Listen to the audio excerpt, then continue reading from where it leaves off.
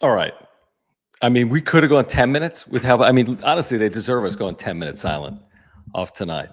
Well, here, congratulations. Actually, Jim is in order because the Padres did something that has never been done since the debut Padres of 1969. They truly did something tonight that has not been done ever in the history of baseball other than the anemic 1969 Padres in their debut season. Listen to this. The Padres are the second team in baseball history to the 1969 Padres to have a 5-game stretch where they scored 3 or fewer runs combined, allowed 30 or more runs, allowed 10 or more home runs, committed 5 or more errors. The only team ever to do that is the first 5 Padres losses in franchise history. That is pathetic. And that is how the Padres are playing right now. So we'll react, subscribe, smash the like button. Thank you for your support of the channel. With the super chats, click the $ below the chat box. An exclamation point on a pathetic 5-game stretch here for the Padres, blown out in Toronto, errors everywhere, listless offense. I mean, what do you even say? Which is why we didn't say anything for 2 minutes. Just as bad as it gets here tonight in Toronto. They are awful right now. They're terrible. They are terrible. They are a terrible baseball team right now. And, you know, maybe just getting their ass kicked tonight will, you know, end up being like the final straw for this 5-game losing streak. Like, you know, you saw it with the Rockies. They lost 21-0. They came back the next day, beat the Padres 9-3. So you're kind of hoping for that from the Padres perspective, that tomorrow morning they end up beating the Blue Jays like 10-2.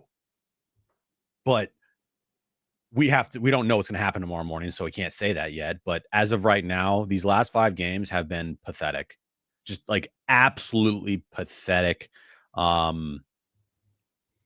You know, and you go into this game and you're like, okay, wipe that slate. Go out, you know, all right, put up some runs on the board early and kind of take the pressure off you as a team from the scoreless innings and the, you know, offer with runners in scoring position. And they had a golden opportunity in the first inning with a runner on third base. Manny Machado's up, pops out to Vladdy, and then Merrill grounds out or strikeout. I forget what it was. He struck out. Like, when that happened, you just knew it was going to be a long night because now they're in their head and it's completely snowballed with this team up until this point. I hope this is the end of it. I mean, when you get humbled and embarrassed like this, you know, hopefully you go out tomorrow and you put together better at bats and you kind of, I don't know, have at least 1 or 2 hits with runners in scoring position. But I mean, yeah, these last 5 games, and we've dealt with 5-game losing streaks the last couple of years, have we not? We've dealt with 5-game losing streaks. So it's not our first rodeo around here, but this one's a little different because, as you said there, John, in the beginning of the stat, it's probably the worst 5-game stretch since the team became a franchise 45, 50 years ago. Yeah, and that's across all of baseball. If there's any here, I'll give you a silver lining, and I'm not kidding when I say it. And there's so much to get into, including Manny's career worst night in the field. I think you could probably say that. At least with the Padres. 3 errors. I mean, 3 errors, 2 in an inning that were completely inexcusable. I actually like this quote because the last time I remember him like cursing and you know, like kicking and screaming, it kind of motivated the team and turned the team around. This is what he said tonight post-game. This is in Kevin's article. We're hitting the ball hard right at guys. I don't know about that. But he says, obviously, we're not hitting with runners in scoring position. We're not getting those runs across. I think we're fighting our butts off out there in those appearances. Stuff is just not fucking rolling for us. Stuff is not falling, but I like where our bats are. We just got to keep going, and eventually they'll fucking fall. That's the direct quote. Now it says expletive in Kevin's article, but I'm assuming it was the F word. Yeah. Based on what he's quoted saying. So when Manny gets pissed off, I mean, typically that's been enough to kind of turn him around. I mean, it was ridiculous, him in the field tonight. Now, he did have 2 hits in this game. For whatever that's worth, it's worth absolutely nothing. Luis Ariz actually played well. He's not responsible for what's going on here. Tatis is in a tailspin. Merrill's in a complete and utter tailspin. This lineup needs upgrades regardless of what goes on for the next 5 games. I'm just telling you, this is nowhere near good enough. Everyone realizes that. This is not a World Series caliber lineup. Nobody could make that case. They'd have to pitch their way through everything to do that. They would need elite pitching to make their way, to a situation like that. So this lineup's got to get better. And I mean, 0 for 8 again with men in scoring position, 0 for their last 32. Guys, we talked about the 24-inning scoreless streak as if that was a big deal. They've surpassed it twice this year. They've had a 30-inning scoreless streak. They've had a 26-inning scoreless streak.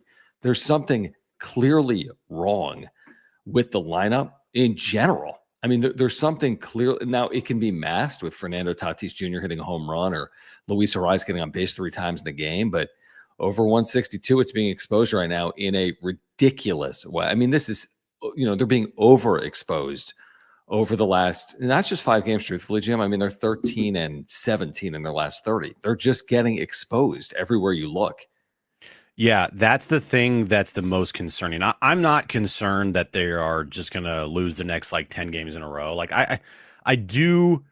We've been here before, as I said. Yep, we've been here before. This team has been here before, so they know what it feels like, and they know that, at least they believe that they're going to get out of it. I believe that they're going to get out of it as well.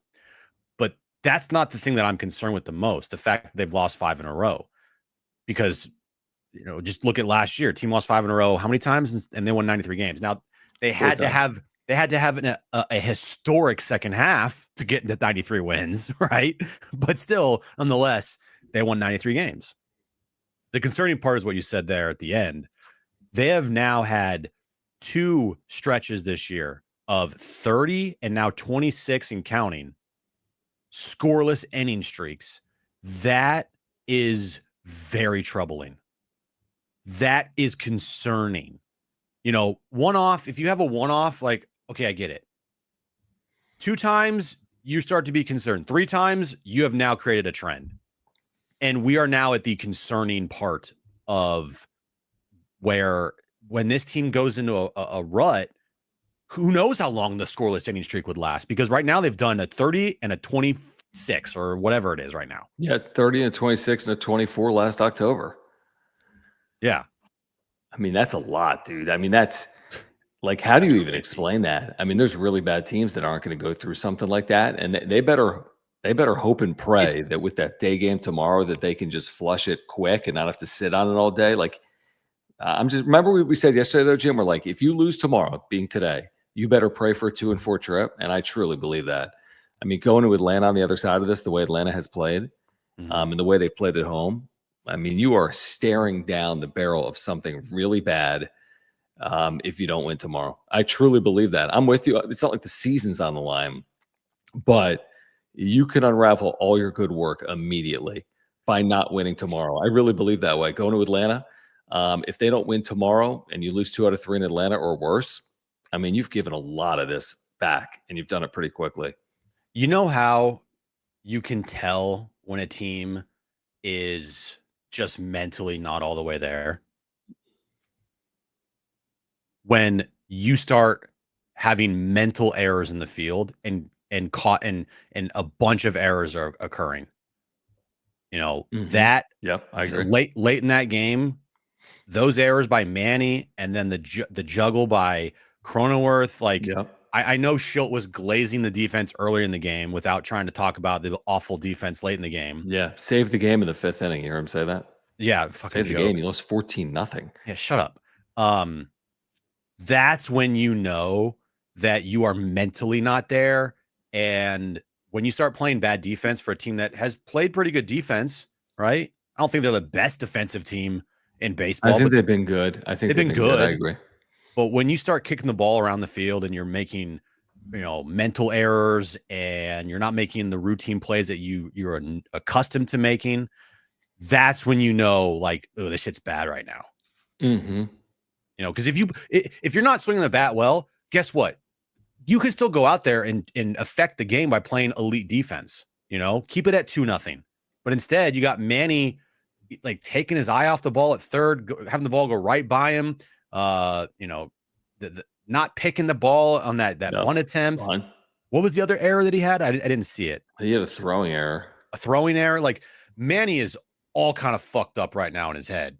And then Jake bobbling the ball at second on an easy double play ball.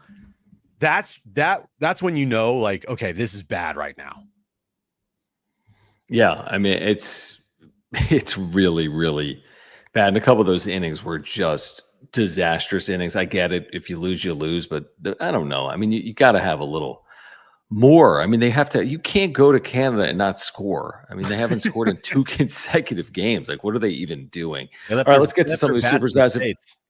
Yeah, guys, if you're here, please subscribe. We're trying to get to 8,500 subscribers. The Padres aren't making it easy, so if you wouldn't mind subscribing, we appreciate you. We're about 40 subscribers away from 8,500. And thank you for your support of the channel. Click the $ below the chat box like Talon did. He gets to start us here tonight with the first super of the night. We'll get to every super if you want to control the direction of the conversation, if you just want to support the channel or have your comment on screen. He says, we are who we thought we were. I never thought they were this. I mean, nobody thought they were 14-3 good. Nobody thought they were historically good, and nobody thinks they're historically bad. So they're going to be between, and maybe this record is actually who they are. And this is not a bad record, even with all of this. They're 27-20.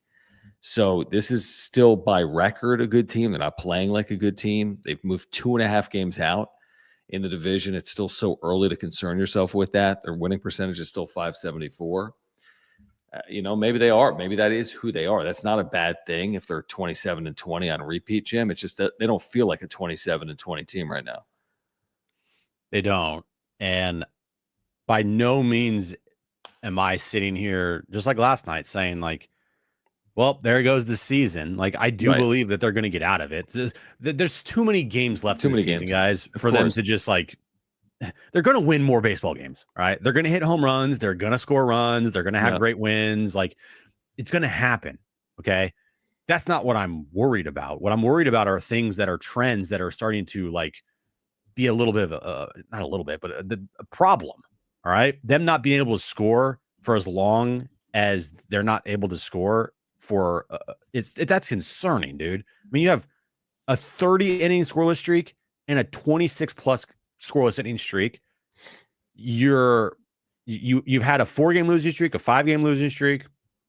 You are a streaky team. This team is very streaky, and their 7-0 start, their 14-3 start, has definitely carried the way. And I said that, like, this could carry the way for a while. Like, that 14-3 start could carry this team for a while, but that's all predicated on them actually just like playing, 500 baseball, but they're not right now. They're playing the last 30 games. They're 13-17. They're just playing very bad baseball. And it all starts with Manny Machado and Jackson Merrill in the middle of that lineup, and the bottom half of that lineup being complete ass. I mean, do something for tomorrow. I mean, sit someone, play someone, change the lineup. I'm sorry. 5 games is enough. You can't just say, let them hit their way out of it. Continue to do exactly what you've done. I mean, you're losing to Seattle and Toronto. Toronto had not shut out anyone this year. Back-to-back shutouts. They hadn't shut someone out this year. I love this super. This is funny from Nick. Thank you, man. He says 69 Padres popping champagne tonight. Yeah, you think they ever thought that record would be tied? Hey, we scored 3 runs in 5 games and sucked. Our first 5 losses ever. And here we are 57 years later with this massive payroll and these high expectations. And the Padres are playing like the 69 Padres. Give me a break. That's on them. They're better than that. And it's on their own play. Like, you can credit Seattle and Toronto for some of what they've accomplished these last 5 games, but put some of this on the Padres for just not performing to their ability. It's one thing to not perform for a day, not to perform for 5 days and play like this, and then do something that hasn't been done in baseball in 57 years since an expansion team that sucked, that lost 110 games. Like, you got to put a lot of that onus. Like, you got to be, this is a cliche and it's true. Go look yourself in the mirror as a team and be like, this is completely unacceptable. It's one thing to lose a game 14-0 and win 3 other games, but to lose a game 14-0 in the midst of this 5-game stretch, that's pathetic. How they have lost these 5 games is like the most frustrating thing that you could go through as a fan. 3 runs in 5 days. I mean, this is like Colorado Rockies level type of shit. And they could be the worst team in the history of the sport. But even with that said, I'll continue to say it. We've seen this before. This is not new with this team. For the last year plus, they have a tendency to go into some crazy streaks, either hot or cold. And when they're cold, they are fucking ice cold. So they are a streaky bunch. Ever since Mike Shell has taken over this team since last year, they go into streaks, one way or the other, and they're in a cold streak right now. There's no doubt about it, but they're going to get out of it. I wouldn't be surprised tomorrow if they put up 7 runs, to be honest with you. I just wouldn't, because more often than not, we see series and games where a team just blows the doors off of somebody, like 15-0, 21-0, right? Next day, that team, they're a bunch of ball players as well. They're professionals. They have some pride, and they go out and they put up a good game. We've seen that. So like I said, maybe tonight, this is what they needed. They needed to get punched in the fucking face to wake up, okay, so that they can go out tomorrow and finally start putting some runs on the board. Maybe this is what they needed. And maybe. I mean, they should have woken up well before this 14-0 because of the way they played the last 4 days. But also, they were making Mike Shell even said it last night. He is making every excuse in the book to why they're not scoring runs. Oh, well, it was a great pitching game. We out-hit them. We out-hit them, though. We had one bad pitch. We've out-hit the teams the last 4 nights. There's no excuses for tonight. I know Mike Shell tried, but there is no excuses for tonight. So sometimes when you get fucking knocked down on the ground, that's when you finally wake up. And so hopefully I'm hoping that tonight is that type of thing that happened, is that they got their ass knocked down and they realize, oh, that's unacceptable. And they come out tomorrow and they fight. I mean, they haven't lost 6 straight games in a long time. Not since Mike Shell has been manager. They'll try to avoid that tomorrow. But the thing that concerns me, Jim, is that grittiness, stringing things together, overcoming adversity, grinded out team that we saw in 2024 is nowhere to be found anywhere. That no long at bats, no working deep counts, right? No forcing pitchers, starters out of the game because they work their pitch counts up. It's one thing to collectively slump. We've seen it before in baseball, but I mean, this is like the definition of collectively slumping. They have just shown nothing on offense for way too long now.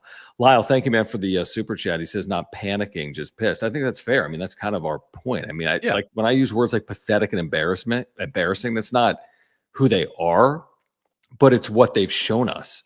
Mm-hmm. Like they're not that team, except you are what you put on tape.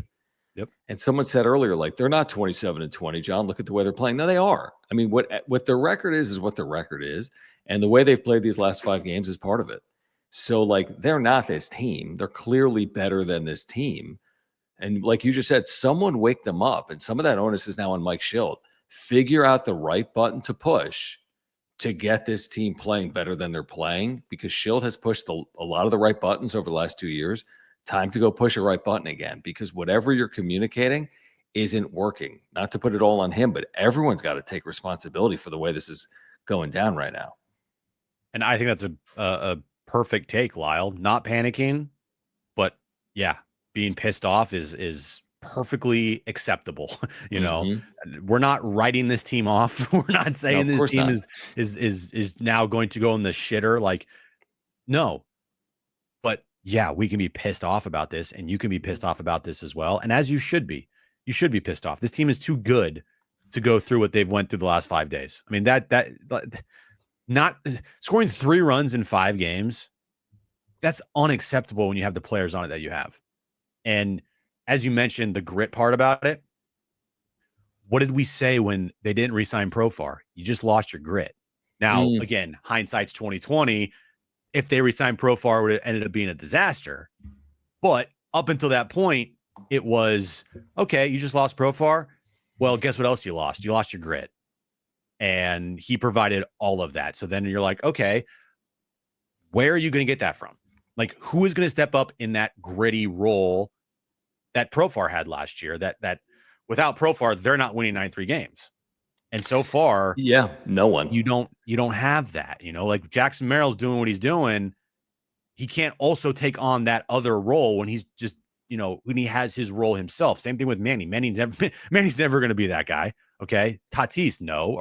Like, you don't have that. You need someone else to step up, and they don't have that. I mean, to your point, Merrill is now in his first real prolonged career slump.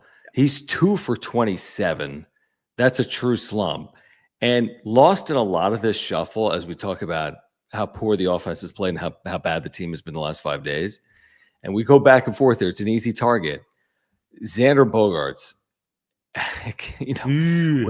I mean, he's really right now on like, it's a bit of a high wire act before like you're falling off the high wire, because he's not helping this team either. And he's not the first name I'm looking at, but again, you need someone to pick someone up, and not getting it. Where a year ago it might have been Jerks and Profar, now you're turning to Xander Bogaerts. You're not getting what you want out of Xander right now. John, thank you, man. John Fields for the super. He says, guys, what the F are we doing? Can't keep flushing series if the toilet is clogged with BS. Need this show to vent. We are here for you, John. Yeah, I mean, I don't know how to explain this if I'm watching each and every game and I saw the team that started out of the gates 14-3. Like, I don't know how you compare that team to what has played out here over the last maybe month, but certainly over the last week. I get it. Long year. Things happen. But these are like different teams, Jim. The team we saw the first week against Cleveland and Atlanta is nowhere near Toronto, Canada. No, not even close. That team doesn't exist right now. Exactly. Yeah, we're here for you. You want to vent? Absolutely. This is a safe space for Padres fans. Yeah, to the Xander thing, like, to his credit, I'll give him some credit here. He's had actually some good moments this year.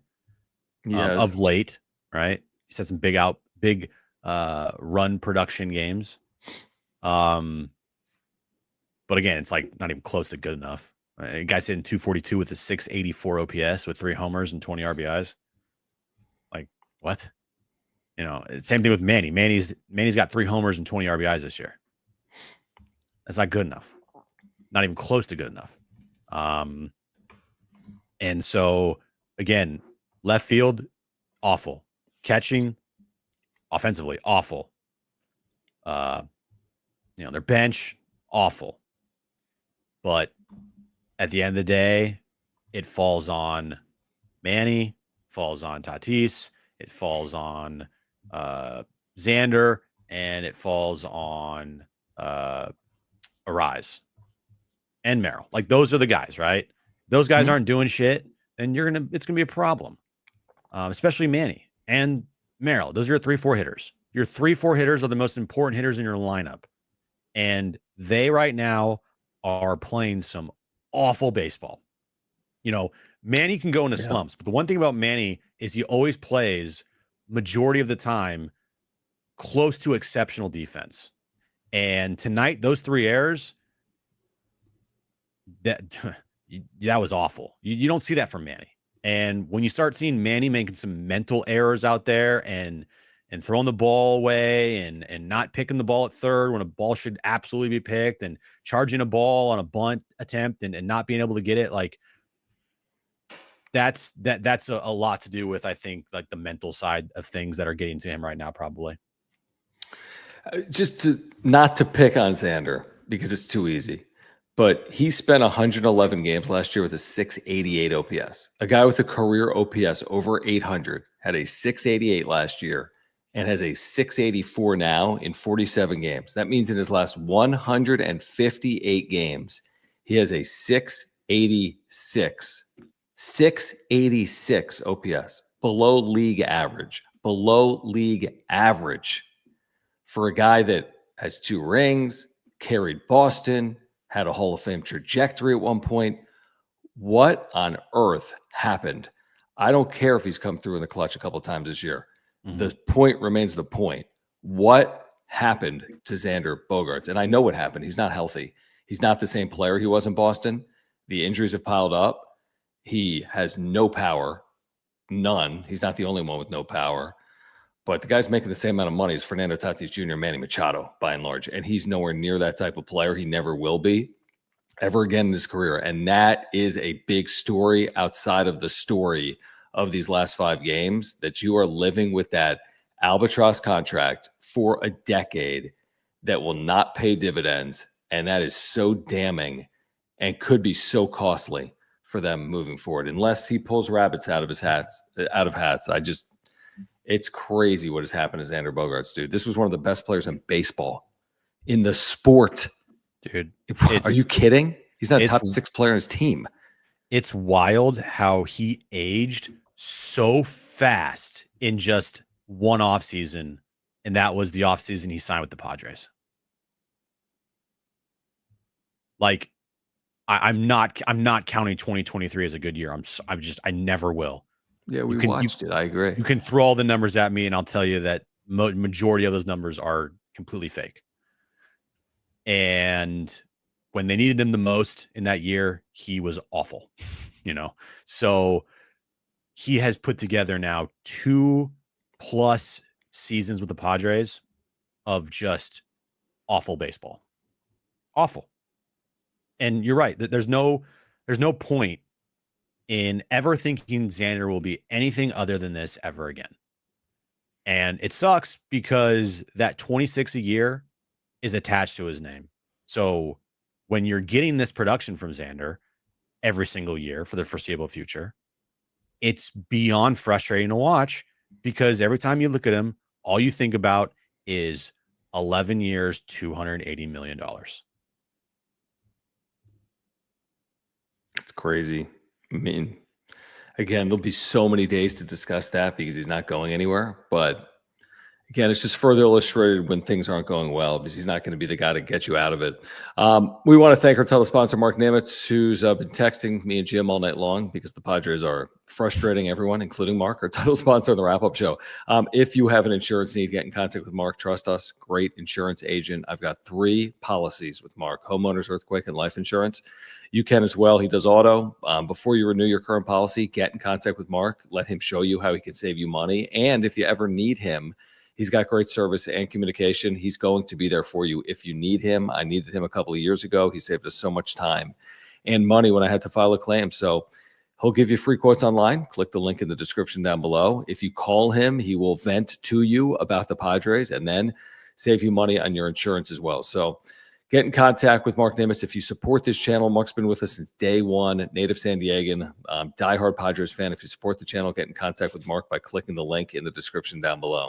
Yep. All his information is on that ticker there. M. Nimitz, his phone number. mnimitz@farmersagent.com is his email address. When you reach out to Mark, let him know that John and Jim from the wrap-up show sent you. Look, we're going to need Mark to insure the contract for the Padres of Xander Bogaerts, but that won't happen. I know. Let's get back to some of these super chats. Guys, we're less than 40 subscribers away from 8,500. I think we're 34 away. So if you wouldn't mind subscribing, if you're here live or on replay, we appreciate it. Padres have lost 5 straight. They are embarrassed tonight in Toronto, 14-0. It's like the opposite of the Rockies win 10 days later. BH, thank you. He says, did this team get space jammed? WTF? You know what that means, John? No, not really. But I assume it's not good. Are you serious? I have no idea. If I had $1 million on the line, I would say, like, the Space Jam means you're really good, and then all of a sudden you become really bad. I mean, close. It's when the Monstars took the I guess, skills of NBA players, and they turned into like really bad players. They turned into like me and you. Like they took the skills of Charles Barkley, and Charles Barkley then couldn't shoot a basketball. And then Wasn't much of a shooter. the Monstar turned into Charles Barkley. You never watched Space Okay. Jam, huh? No, but I like that. That's a good premise for a show. Oh my god, dude! Batman It's a 00 movie. Didn't they come out with a new one? They play every time the Padres win. They play Space Jam in the clubhouse. Maybe that's why. I don't know. I mean, I don't know. Listen, if playing Space Jam is going to get this team fixed, then I'll play Space Jam. I mean, we've literally cursed this team to death. I have to eat a chicken finger tomorrow because I said they're not getting shut out. There's no chance in hell they're getting shut out tonight. I said I'll eat a chicken finger if they get shut out. I haven't eaten meat in 11 years, and now I'm eating a damn chicken finger because this team is pathetic. And you have to walk across the studios. And I got to walk from 760 to 1015. Thankfully, it's about 20 yards. Patman 0074 says season is on the line. No, it's not. If you drop all of these games, fall into fourth in San Francisco, LA, and Arizona, keep their stuff together this season. No, there's no such thing. No, absolutely not over. But I will say a lot of the good work that they did early, that's my point. If you lose tomorrow, you're like not back at square one yet, but you don't think Atlanta has on their minds what happened in San Diego earlier this year when they got swept? Like that's not happening again. So I just feel like you're giving a lot of it back, unfortunately. But no, the season is not on the line. No, if I'm being 100% serious, and we joke a lot, the season isn't even close to on the line tomorrow. Even if they lose tomorrow and they get swept, say they lose 10-0, the season will still not be over. Yeah, nowhere close. Nowhere close. Yeah, like the one thing, like as you mentioned, what they will do is if they lose tomorrow and they lose 2-3 to Atlanta, like you've given back your hot start and you are back to square one. Like the 14-3 start, that's supposed to carry you for a long time. It's supposed to carry you for a majority of the season.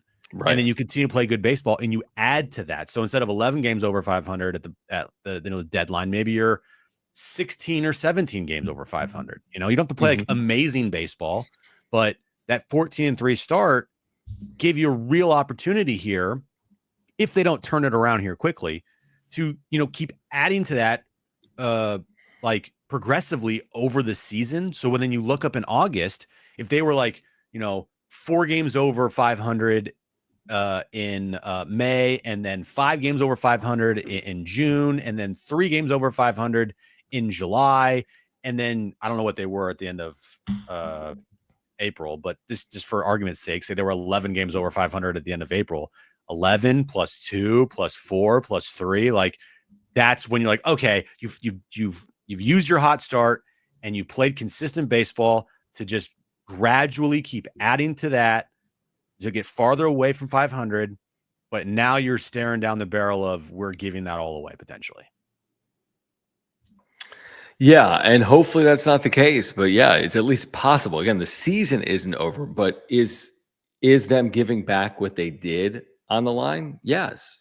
Yes, absolutely. A 1-in-5 trip, if it were to fall into that, you've given a lot of it back. Yeah. Evan, thank you. He says, you think we see Darvish pitch this year? The update on you, we had Kevin on the show today. He then wrote an article with an update. It really doesn't make sense that the quote that Kevin used on Darvish is he's dealing with quote unquote residual effects from his elbow issue, but without pain. Remember, he threw a rehab 7 days ago. How's that he went possible? 4 innings. 7 days ago in El Paso, he threw 51 pitches. Then 4 days later, they said he was expected to travel to Toronto. He did not. 6 days later, they said he was expected to travel to Atlanta. He did not. Our antennas are it's a very odd story, and it seems like it's something that's going to continue to play out over the days and weeks ahead. I mean, he's going to pitch this year. I'd be shocked if he didn't pitch this year, but I don't know if he's going to pitch next week or not. How could somebody have like residual effects of an elbow issue, but then not be in any pain? I don't get it. I don't know if it's like a dead arm thing I mentioned today, or I don't get it. I don't get it either. I think we will see him pitch this year. I just don't think we're going to see him pitch anytime soon. I could see that. And my concern is, are you going to see him pitch and he's not going to pitch for another 15 days because there's some issue? From what we've gathered and people, Kevin and everything, is that the Padres are like, dude, we've checked you out. You're throwing well. You're hitting 97. I'm sure they've done MRIs. I'm sure they've done all their due diligence. And we can't find anything wrong with you. So if you say you're not feeling right, we don't know what it is. And so you're probably just going to have to deal with it. And he's just probably doesn't want to do that, which, I mean, I get it. Like, why would you want to go out there when you know you're hurting or I guess not hurting, but hurting? I don't know. That made no sense to me. You're feeling residual effects of an elbow problem, yet you're not in any pain. So then what is it? The whole last couple of years have been a little unique with Darvish. And that includes 2025. I don't know, from, hey, it's kind of day to day in spring training to 3 months later, where what's going on? I don't know. I mean, I keep hearing this, and I understand it. This save the bullets. They need him more later, but they need him now too. I mean, he's Yu Darvish. He's 200 game winner professionally. He's making 18 plus million a year. They could use him if he's capable of looking anything like Yu Darvish, which has been a top 10 caliber pitcher in the game, went on and healthy. I mean, let's look at this. So he got here in the 2021 season, right? Mm-hmm. Okay. He ended that year with an injury, an oblique injury. And that was the year they took the sticky stuff away from pitchers. And as soon as they took the sticky stuff away, Darvish sucked. 2022, fantastic, right? Yep. 2022, all-star. He was great. I believe he was an all-star in 2022, right? Or that was Joe that was an all-star in 2022. Yeah, I'm terrible with that. You tell me. I don't know. Well, Darvish is really, really good in 2022. 2023. He was an all-star. He was an all-star as a Padre, and that was in 2021. Okay. That was before the sticky stuff. Before the sticky stuff, but after the all-star game and that's when he struggled. Yeah, it's when he struggled, and I believe he finished the year with an injury. Got shut down. 2022, fantastic. 2023 was the year that it was the WBC year. Remember? And we were pretty critical of Darvish and then all the WBC things because Darvish came into camp and he wasn't ready after the WBC because he never pitched. And he didn't have a good year that year, if I'm not mistaken. And then last year where he missed time because of the personal reason, and he came back and he tried to help his team win, and he was pretty good, but he still missed a lot of time. And then this year, missing a lot of time with a kind of mystery injury that really nobody's talking about. So there's been something every single year with Darvish other than 2022. And by the way, we'll get to these supers, by the way. And thank you for here, subscribe, and thank you for the supers. Click the $ below the chat box. There's an update on Joe Musgrove tonight from Kevin. He's in. I saw that and I didn't even read it because what was the point? I have to read it. He's in his first week of playing catch at 90 feet. He wants to pitch out of the bullpen this year. That's laughable. No. In the postseason, but it's more likely you'll have to wait until 2026. Obviously, he's not going to pitch this year. If the Padres allow, or the Padres put Joe in any game this year, that is the definition of organizational malpractice. And I will fucking rip them for that. He should not be on a mound in a major league game until next season at the earliest. Yeah, it'll be next year. He'll be fully healthy, hopefully, and there'll be residual effects. Speaking of residual effects, to begin next year because you're coming off Tommy John. Absolutely. Dactyle, thank you for the super. Immediately trade for Taylor Ward.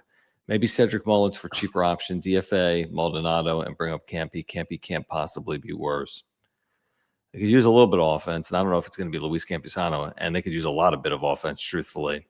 And I don't know who's going to provide it for him. That's what we said today, Jim. Who's going to be the guy to just decide enough is enough and have the 2-run double or hit the 3-run home run or come through in the clutch? And the answer so far is no one. No one is going to be the guy. And they had opportunities aplenty when this game was scoreless. They were 0 for 5 runners in scoring position when the game was scoreless in the first 4 innings of the game. So they had chances to put a stamp on a game and give Randy Vasquez a lead, and they didn't do it again.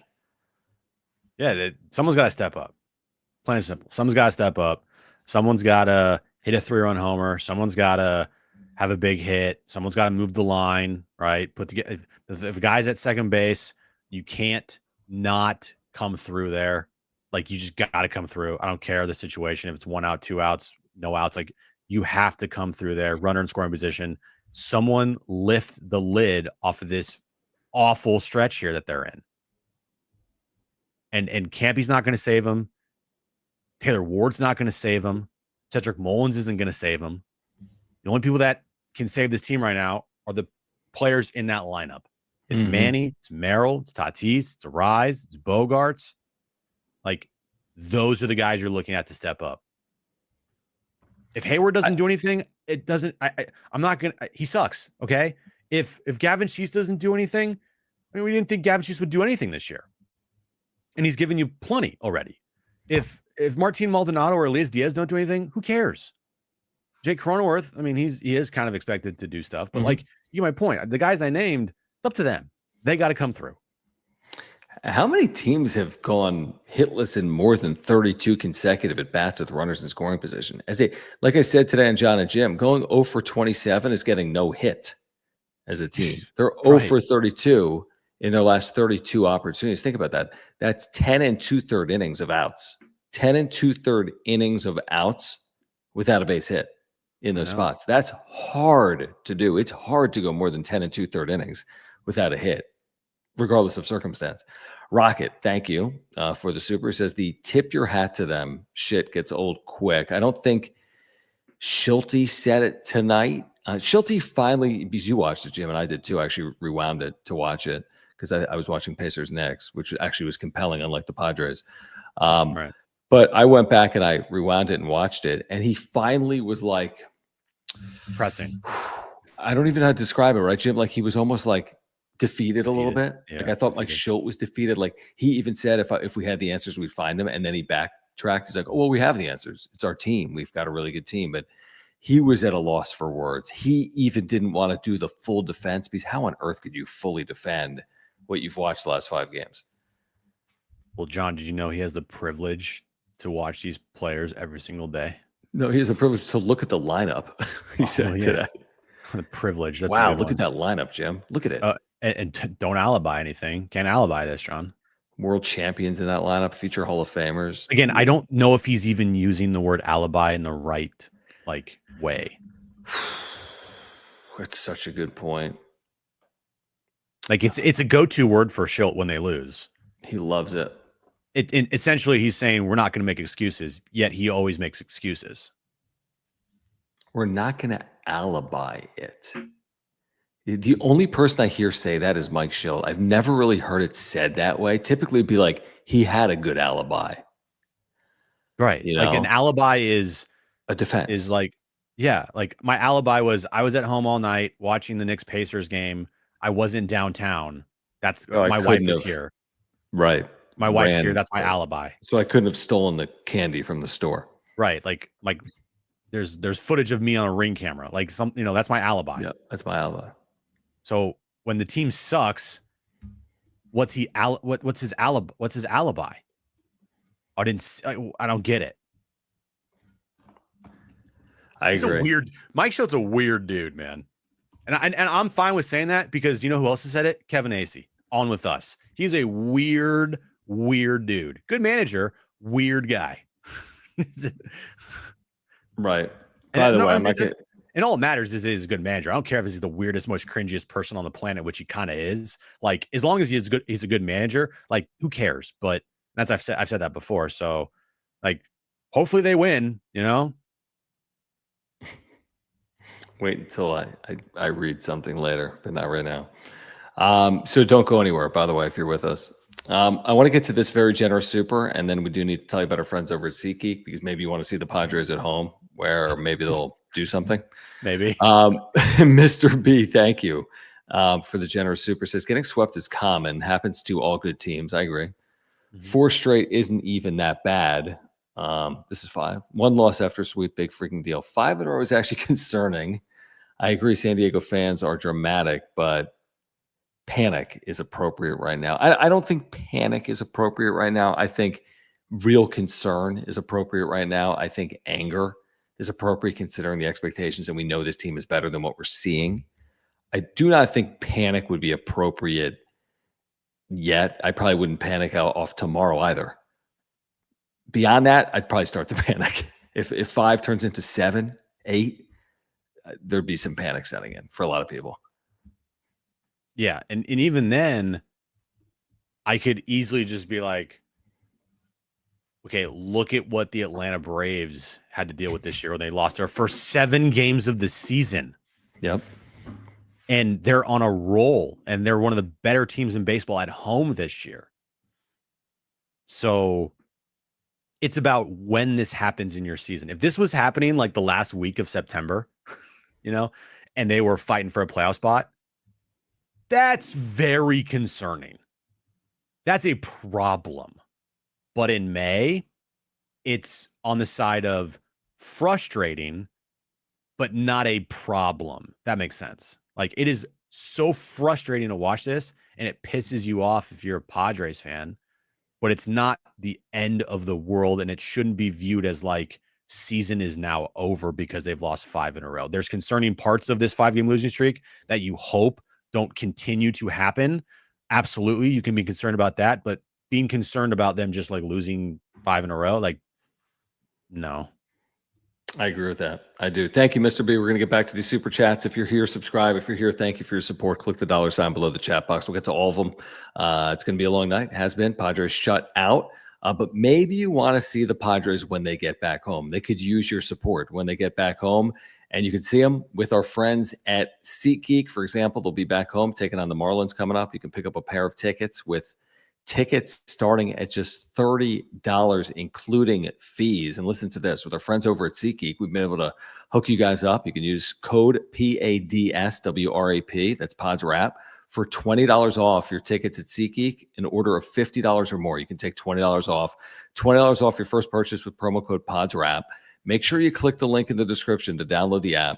You'll have the code automatically, by the way, added to your account so you can use it later. And we do want to thank our friends over at SeatGeek for that. But Jim, you can get in next week back at Petco Park for $30, including fees, which means 2 tickets are $60. You use the promo code, you're down to $40 or $20 a ticket to see the Padres next week at Petco Park. Yeah, and with SeatGeek, it's MLB's official ticket marketplace. So your tickets, they're fully guaranteed and instantly fulfilled in your account after purchase. All you have to do is use our promo code PODSWRAP, PADSWRAP. Each ticket's rated on a scale of 1 to 10, so you know when you're going to get a good deal. Just look for green dots. Green means good, red means bad. So pick some tickets with green dots. You know that they're going to be good for you, and then use our promo code PODSWRAP, PADSWRAP.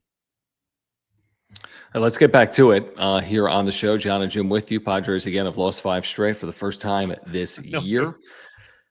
What are you laughing at? The super chat. Okay, I haven't even read it. JD's third, thank you, man. He says, oh, gosh, no food, no water for any of them until they win.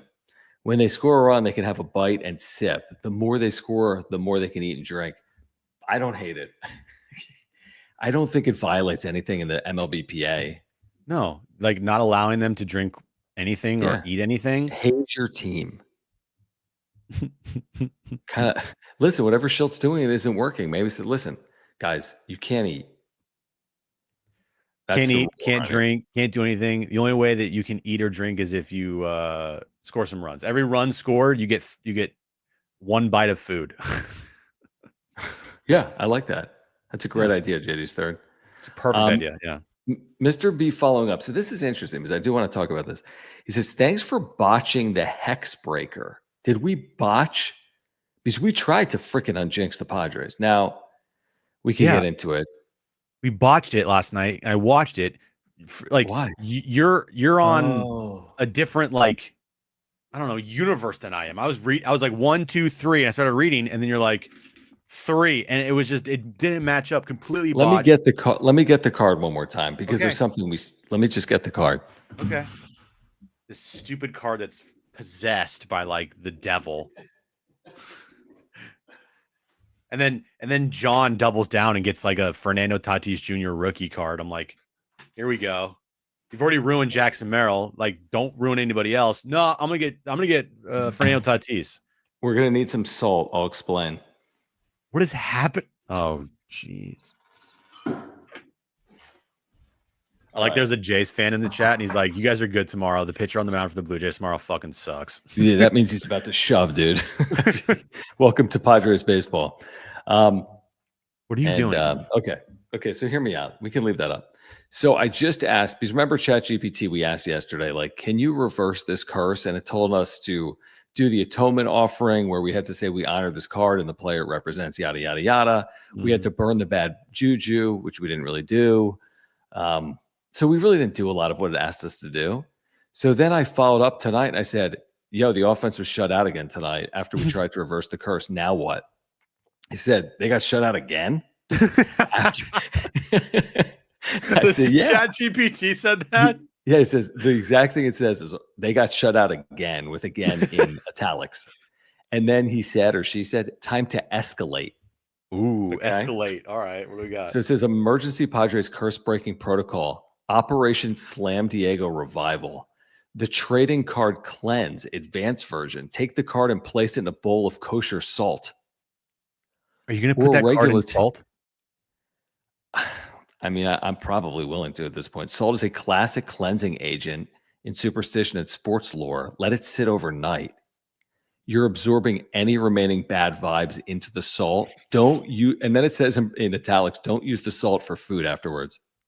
It's like the salt belongs to the baseball gods now. You're literally putting the Padres in rice to like dry up is what you're essentially doing. Here we go. What are you doing? Is there a bowl?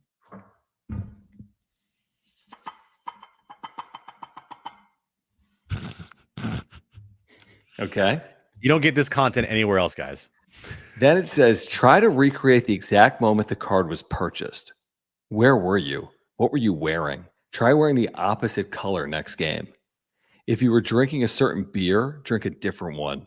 You need to undo the butterfly effect that spiraled this team into a runner in scoring position black hole. It says that, RISP black hole. What? Then it says, make a sacrifice to the baseball gods. Do something nice for the team, but it has to cost you. Not money necessarily, effort or pride. For example, post a video of yourself doing a terrible impersonation of Don Orsillo. Wear a rival team's hat for 5 minutes. And then it says painful but powerful. Swear off complaining about one specific player for a full week. I can't do that. I can't do that. That's too far. That's too far. How about this? Step 4, the Tony Gwynn invocation. Play a highlight reel of Tony Gwynn before the next game. Turn it up loud and say, Tony, we ask you to bless this lineup with bat to ball skills, opposite field hits, and patience in the box. Hold on. Wait, hold on.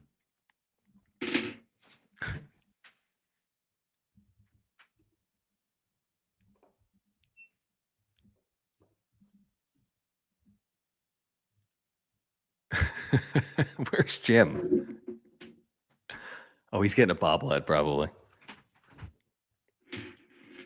All right. Say that again. Okay. Let me find it. Play a highlight reel of Tony Gwynn before the next game. Turn it up loud and say, Tony, we ask you to bless this lineup with bat to ball skills, opposite field hits, and patience in the box.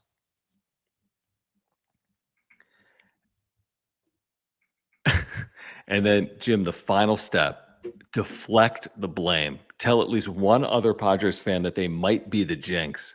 So, Jim, you might be the jinx. Not maliciously, just plant the seed. Baseball karma often shifts when you shift the narrative. If none of this works, we escalate to phase 3, burying the card in the outfield grass at Petco Park during a full moon. But let's see how this goes first. Holy shit. I'll deflect. This is Ben Fadden's fault. Yeah, I agree with that. Because we've been putting too much blame on ourselves here, right? We've been putting too much blame on ourselves. So what we're going to do now is we are going to deflect. And I'm deflecting to Ben Fadden. All right? And I'm Tony. Come on. Fix this. Let's go. Mm-hmm. I think that's fair. All right, let's get back to it. After that. I mean, it's not our fault. This is what they've led us to. Right. Yeah. Carl says, let's just hope this isn't the 2019 team. There's actually way worse expectation teams recently. 21 and that team was 23. awful. Yeah, 2019, nobody thought they were good. They went to the All-Star break close to 500. Remember, they took 3 out of 4 at Dodger Stadium, but they were never supposed to make the playoffs. Carl, you hope this team isn't the 2021 team who started out like with one of the best records in baseball, and they were at 37 and like 19. I mean, they were on fire. Yeah, and that team didn't finish 500. So not the 2019 team, it's the 2021 team. You hope this team isn't. I'll give you $1 million if you find a way to bury the card in the outfield of Petco. Could you imagine? Holy shit! You get arrested in 3 seconds. I do think I'll tell you why. I think there's actually some good karma, but hold on. Padres News says, John, with words of encouragement. What did I say? With the ChatGPT words of encouragement? I don't even know what I said, Padres News, but thank you, man, for your support. But what I do think is good juju is, well, actually, I'm going to throw Coastal Card Collector under the bus a little bit. Remember, I'm supposed to blame someone else for the jinx. Your fault. Coastal Card Collector got me into this a little bit. Now, I reached out to him saying, help me get into cards. Oh, shit. This is Coastal Card Collector's fault. Alex. No, it's not his fault. It's not his fault. He's got a good collection. No, we're deflecting tonight. Right, we are deflecting. So, Alex, thank you. He says, team needs to go out, have a rager, and forget about baseball. Total mental reset. I agree with that. Sure. Just like, I don't know, go and do something. I mean, you're in Toronto. Toronto's a cool place, I've heard. Go out, go have some fun. If I play like this and I got a 10 a.m. game tomorrow, which is 1 o'clock Eastern, I say you go out all night. Exactly. Switch it up. Honestly, just go out. What's going to happen? You're gonna get shut out. You can't get worse than shut out. What's going to happen? What's worse than being shut out? Like being shut out? No hit, I guess. Perfect game. Yeah, like it's time to like. We're just kidding, by the way, because honestly, no, we're not. By the way, follow Alex on Instagram if you're looking for cards. Although everyone here isn't because of me, but Alex has a super cool collection at Coastal Card COLL, like collector at Coastal Card COLL. Super cool little page he's got going on there. How did we get here, Jim? I want to try something real quick because I saw this. I just want to see what it looks like. That's all. I just want to see what it looks like. Mm-hmm. Can you see anything? It's not working. You have to. Oh, smaller.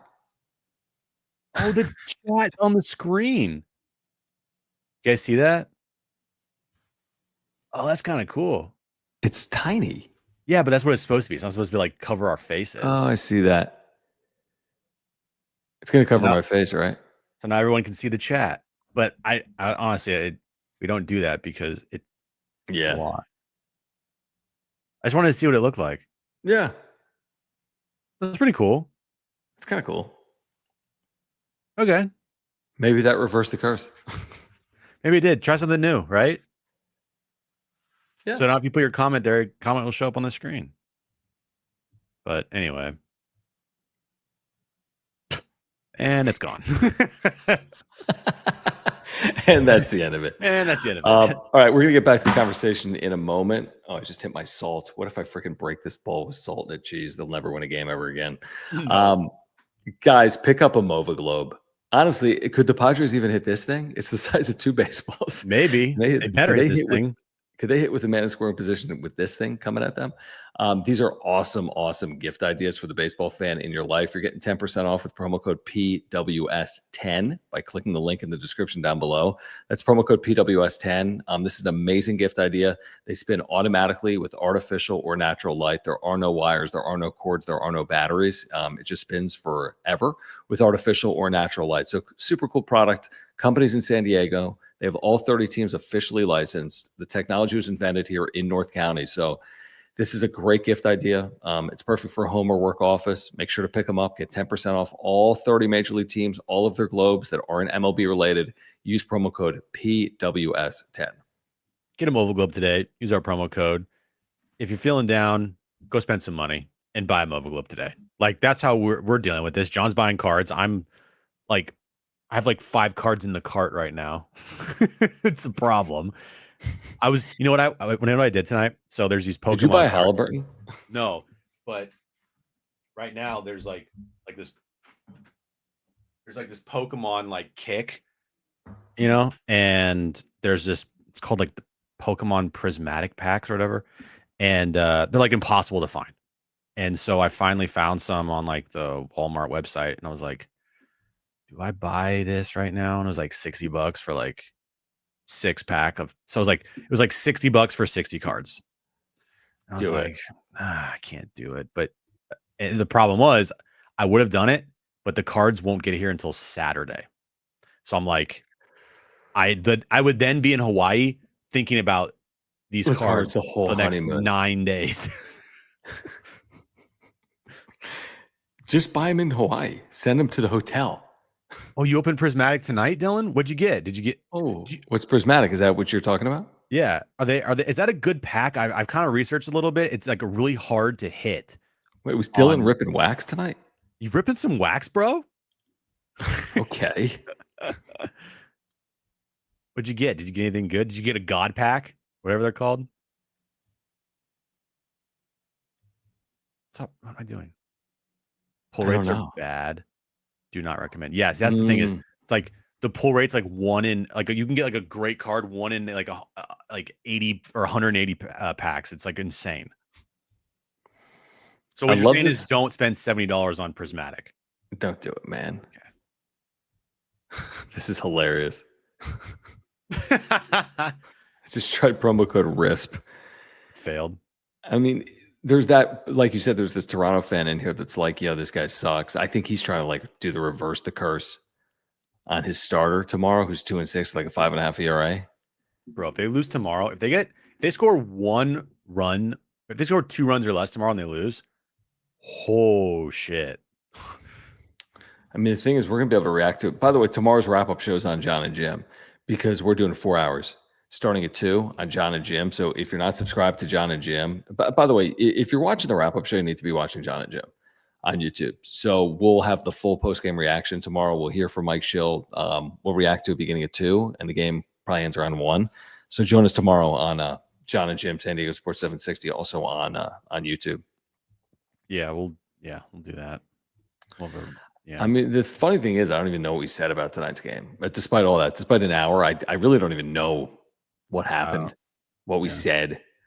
Whatever. I mean, by the way, Machado did have 2 hits in this game, including the 3 errors. Maybe that gets him going. But can't the power, man, like hits a ball to right off the base of the wall. Last night flies out to the warning track in center. Like, just come on, man. Like, how many games in are they now? 46, 47 games. I mean, come on, a little more power. Don't need it all right now, but give me something. Give me a home run or 2 on this road trip, right? I'm not asking for too much. Actually, I am. It's not. You're not asking for too much. You're asking for like, not the bare minimum, but you're asking just for them to like be a competent baseball team. Where am I supposed to get a chicken finger? McDonald's down the street from work. They sell chicken fingers? Yeah, dude, come on. So I just asked them for, I'd like 1 chicken finger, please. No, ask for a chicken finger meal. Me and Brent will eat the other chicken fingers, and you'll have like 1 bite. Does it come with like fries? I think it's a meal. Yeah. Let me look this up. Hold on. How much is that going to cost? $30. $30 for a chicken finger? No. Hold on. Let's see here. McDonald's. Everyone's telling us where to go. It's supposed to be a live chicken. It says the McCrispy strips are made for dipping. Now, McCrispy strips does not technically. Is that a chicken finger? It's a chicken finger, dude. Okay. All right. Here we go. Hold on. The McCrispy strips. So you can get a 3-piece or a 4-piece. All right. Dude, I haven't been to McDonald's since like 99. What do I do? Do I go in and say like, hi, I'm John? Do I need an app? What do I do? You go through the drive-through. not hard. And Ty say, yeah, like a 3-piece nugget or whatever. Oh my God. Dude, you're going to go through the drive-thru. You're going to say, "Hi, my name's John Schaefer. I would like to order, please, a McCrispy strip meal. What drink would you like with that? I would like a Coke, so you can give it to me. What size? Medium. Anything else for your order? No. Thank you. Oh, by the way, I would like ketchup and dipping sauce, please. What dipping sauce would you like? Barbecue. Thanks." I do like barbecue. So, you got to order on a kiosk now? No, dude, just go. You guys are scaring him. All right, stop. I'm not doing this. It's too much work for John to do. It's so much. Alejandro, John is such a boomer. It's not that I'm a boomer. It's just certain things I don't do. But yeah, I guess that. Like I don't do what's it drive-through anywhere in any capacity. I don't do it at a drive-through. I don't do I don't do a drive-through bank. I don't do a drive-through food. I don't do drive-through Starbucks. No. Okay. Well, Underdog fantasy guys. All right. Let me suggest to you a couple of plays for Underdog. All right. Use promo code PODSRAP. All right. And get a 50% deposit match plus a free gimme pick. Here's my suggestion for you tomorrow. Tatis, lower. Kolek, lower. Correct. I know I need picks from different teams. I don't care. Machado, lower. Bo Bichette, higher. I'm not gonna jinx a rise. He's good. Merrill, lower. Lower. Bogaerts, extra lower. Lower. Okay. And then I'm going to take who's pitching for these kids? I don't know. I don't know. Just do a higher. Bowden Francis. Higher than 5.5 strikeouts. No, this hit's allowed. Higher than 3.5 strikeouts. Okay. What do you got? That's only going to pay? Is $10 on that only going to pay? Accept all updates. $10 pays 38. They know the Padres suck too. But then you can pair it with NBA because we do have we got game 2, Western Conference Finals, so we can go higher on Ant-Man, we can go higher on Shea. All of a sudden, $10 pays 130. Go, I don't know, lower on Rudy. I've reached the max picks. Well, you get the point. The more you play, the more you can win. Use promo code PODSRAP. That's PADSWRAP. Get a 50% deposit match plus a free gimme pick. What's a free gimme pick? They'll give you like higher or lower than a half plate appearance for Fernando Tatis Jr. So you automatically hit that. And you can win. You can win up to 50 times your money, or more than that, in a single night. And we've had some huge winners on this channel. So make sure to click that link in the description down below and use the promo code PODSRAP.